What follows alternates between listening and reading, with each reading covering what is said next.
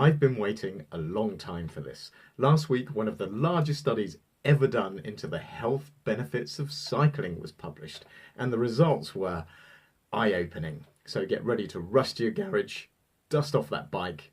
Here's what it said.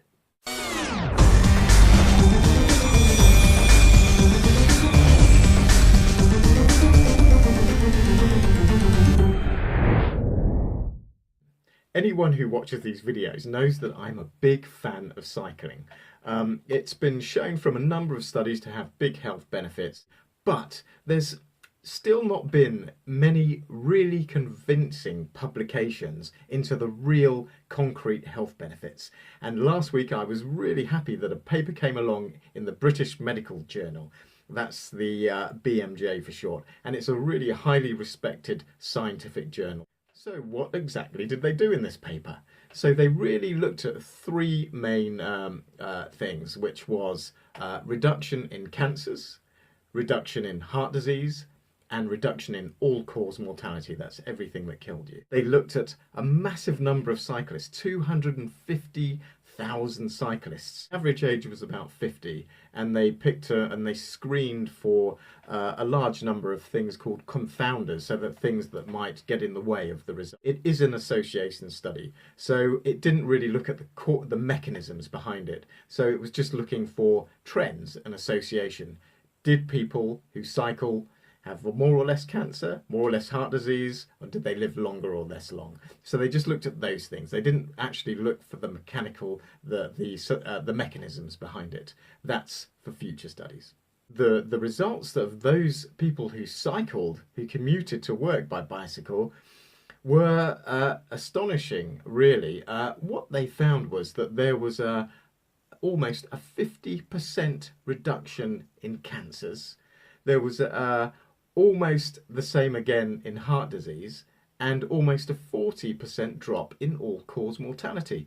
And all of these things that kill us are really common in society, so any drop in these numbers is a huge benefit. But altogether, to really reduce your risk of dying from any of these factors by nearly half, is just by cycling, is unbelievable.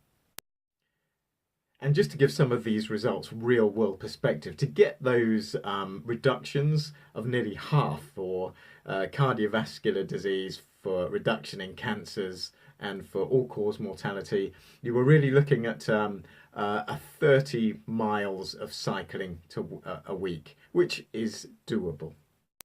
As always, I will put the links to these papers down below so that you can have a look at it yourself, and also some of the press release articles if you're interested in those. So overall, I mean, the results were really clear. I mean, the reductions are really significant because all those things that kill us, cancer and heart disease, are so common. So if we can reduce that risk by half, what a bonus. And the great thing about cycling is that you can travel meaningful distances, so you can integrate it. For example, I mean, I try and commute to work